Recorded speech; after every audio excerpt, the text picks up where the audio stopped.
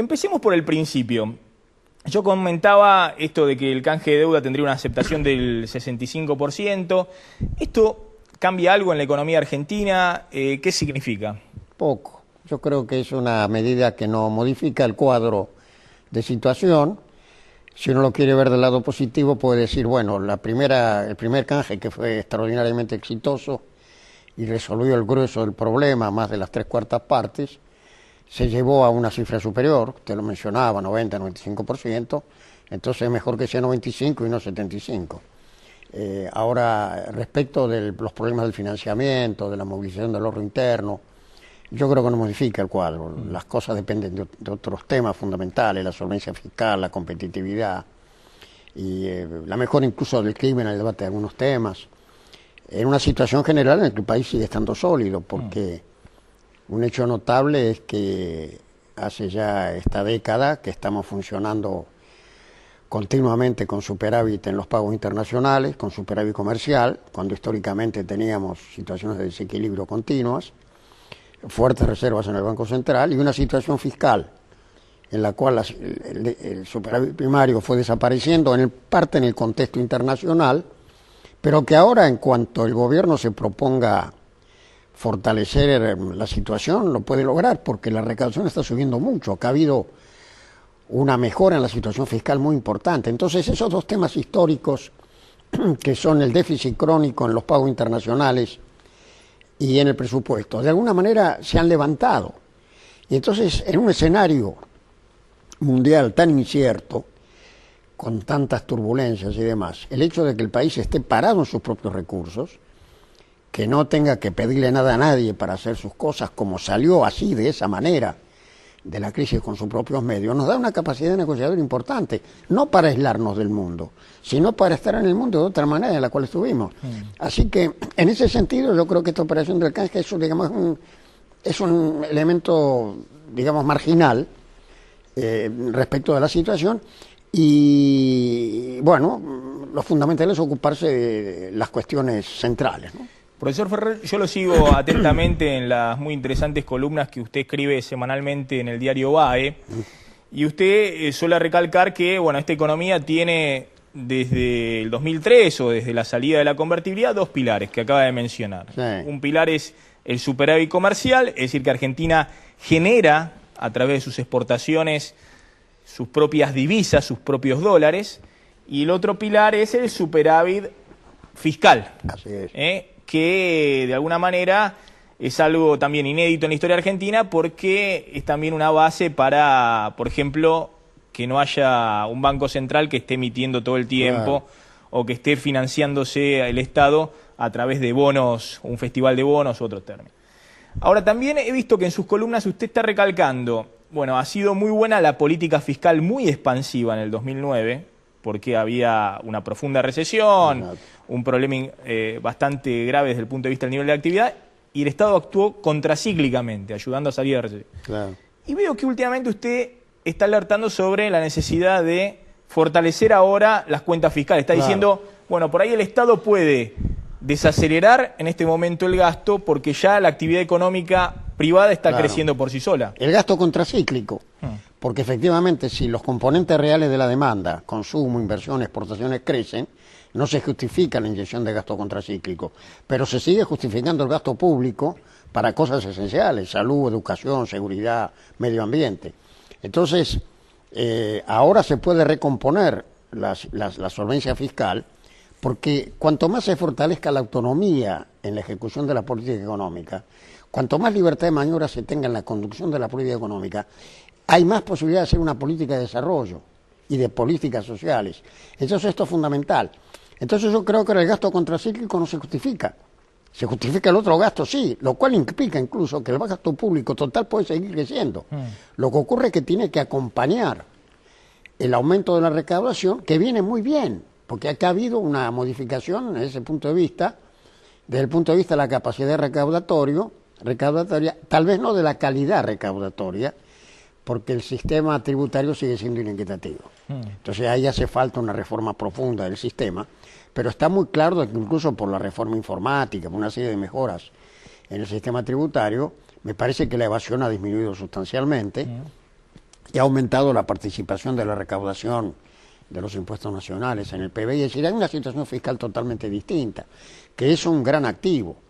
Y entonces, en la medida en que nosotros fortalezcamos la solvencia fiscal, la competitividad, vamos a fortalecer la confianza en el propio país y convencernos de una buena vez de que el lugar más rentable y seguro para invertir la plata argentina es la Argentina.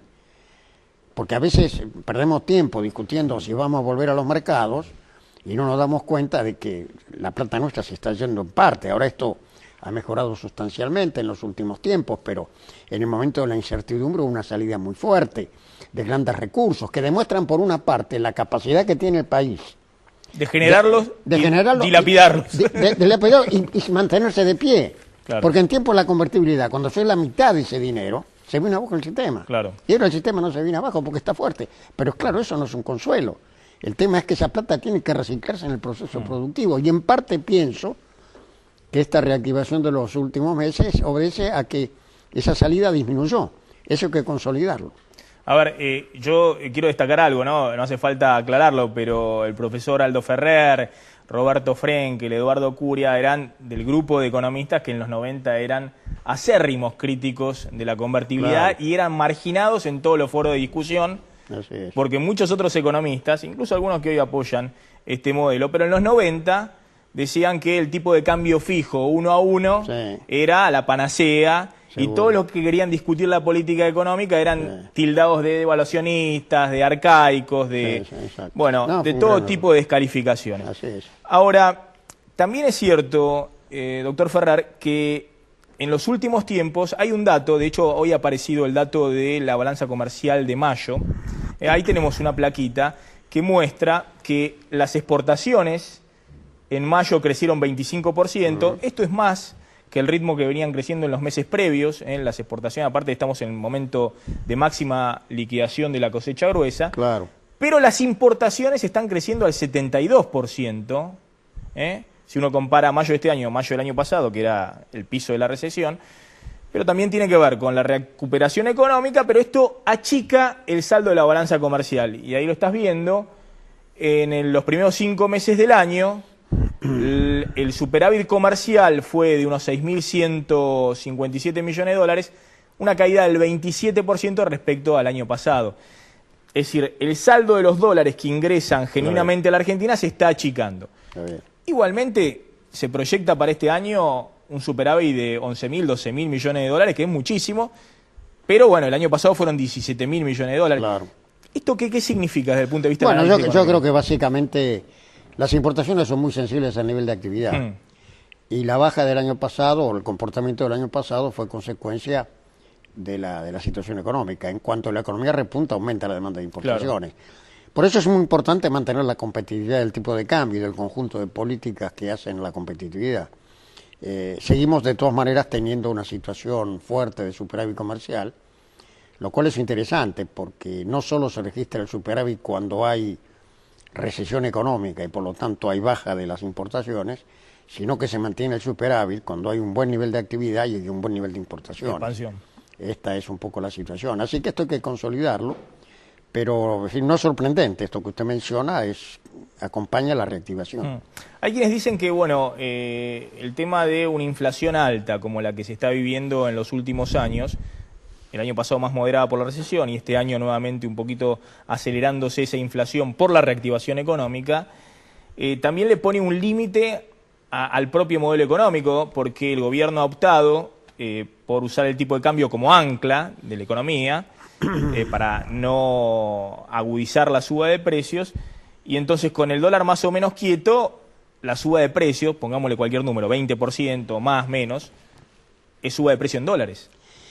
Sí, claro, este es el tema, que si usted tiene un tipo de cambio más o menos estable, efectivamente los aumentos de los costos en pesos se transfieren el aumento en dólares, y esto repercute en la competitividad.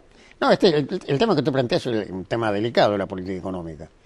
Cómo se maneja con cuidado la paridad, atendiendo a todas las variables en juego, evitando el riesgo de suponer que parando el tipo de cambio se para la inflación, porque la historia demuestra que no es así. Los factores inflacionarios pueden estar plenamente operantes, aunque usted tenga un tipo de cambio apreciado. Acá hay una serie de factores inerciales, de cultura inflacionaria, que implican un poco este aumento de precios, que no está descontrolado, porque este es otro tema importante que hay que tomar en cuenta. Nosotros tuvimos el siglo pasado el récord mundial de inflación, por lo prolongado del periodo, lo elevado de la tasa promedio, con varias hiperincluidas. Claro. Entonces, en la cultura argentina hay una fuerte sensibilidad al tema inflacionario. Incluso hay mecanismos de defensa frente a la incertidumbre, como es, por ejemplo, refugiarse pequeños, grandes y medianos en el dólar cuando hay situaciones de incertidumbre. Todo esto no se puede erradicar de la noche a la mañana, pero lleva un esfuerzo persistente. Creo que hemos mejorado mucho, hemos especificado el sistema monetario, no totalmente hemos especificado los comportamientos. Se plantea una paradoja interesante, que por un lado, frente a la incertidumbre, efectivamente hubo salida de fondos, y por el otro lado, confianza en el país, porque parte de esos fondos que se pasaron a dólares se quedaron en los bancos nacionales. Entonces esto quiere decir que hay, por un lado, confianza en el país, y por otro lado, desconfianza en el peso. Entonces son todas cosas que hay que arbitrarlas con un conjunto de acciones. Yo creo que no se lo hicieron de la noche a la mañana, pero está muy claro que esta inflación que tenemos hoy no tiene nada que ver con la inflación histórica, porque la histórica fue producto del desorden económico, del conflicto político, a veces de los golpes de Estado, y del desorden espectacular de las variables. Esto no se da hoy. Así que, ¿cuál es la causa hoy para usted? Yo creo que es una inflación inercial. Yo creo que de alguna manera se ha incorporado en los operadores económicos la hipótesis de que los precios están creciendo en torno del 20% o un poco más. Y todo se ajusta en torno de esa variable. Entonces habría que tratar de, en el marco de una política muy fuerte de poner de manifiesto de que los equilibrios macro están muy sólidos, tratar de llegar a una política de ingresos, de acuerdo, trabajadores, empresarios. Ha habido conversaciones interesantes, hay avances importantes. Yo advierto que hay un grado de diálogo entre los actores económicos, importante, hay que aprovecharlo para lograr desactivar, digamos, la hipótesis implícita en el comportamiento a niveles inferiores que nos permitan operar con una tasa no superior al 10%, que permite reacomodamiento de precios relativos, pero que al mismo tiempo no genera estos interrogantes a futuro. Entonces, hay así, vuelvo a insistir, no tenemos un drama inflacionario, pero tenemos un problema que los precios crecen más de lo que conviene, y esto convendría realmente reducirlo, ¿no es cierto?, para poder ampliar las expectativas de inversión. Y después hay problemas, desde luego, que se están discutiendo ahora con la ley de entidades financieras. El país tiene un ahorro importante. Argentina tiene una tasa de ahorro del 30% del Producto Bruto Interno. Nosotros ahorramos más de 100.000 millones de dólares anuales, claro, en conjunto. Y además tenemos un superávit en pagos internacionales, como usted recordaba. Es decir, el ahorro está. Entonces, esa es la fuente fundamental del financiamiento. La clave es que se reinvierta en el país. El tema es cómo creamos los instrumentos para resolver algunos problemas de la historia. El tema de que los precios crecen más de lo conveniente para poder prestar a largo plazo. Cuando usted tiene una situación de este tipo, ¿a qué tasa presta a 10 años, a 15 años? Claro. Como no le conviene indexar, porque eso implica internalizar la tasa de inflación, ni le conviene ajustar por el tipo de cambio, tiene que crear mecanismos. Yo creo que hace falta... Para que se realicen los contratos, porque si no, no hay... se realicen los contratos con expectativas para el que pone el ahorro a una tasa suficiente, y para el que lo toma por una tasa que le permita ganar plata con lo que va a invertir. Así que yo creo que hay allí, en el tema del financiamiento y de la movilización del ahorro interno, todo un tema importante que yo creo que el gobierno está pensando en eso, porque se está hablando de una banca de desarrollo. Pero ahora el tema no es solamente crear un banco, que probablemente sí convenga, pero crear un gran banco de desarrollo como tienen los brasileños no se hace de la noche a la mañana. Y mientras tanto necesitamos movilizar el financiamiento de inversión. Entonces hay que pensar mecanismos complementarios. Yo creo que hay todo un núcleo de temas ligados a la reforma financiera y a estas cuestiones que es muy importante, porque vuelvo a insistir, nuestro problema no es volver a los mercados internacionales, nuestro problema es movilizar el ahorro interno. Y si logramos esto, en los mercados estamos naturalmente, eventualmente se harán operaciones o no se harán, pero el país no depende de eso. Profesor Ferrer, gracias por haber estado en Suma Cero. Nos vamos volando a la tanda y cuando volvamos un dato clave para continuar la semana. Ya volvemos, no te vayas.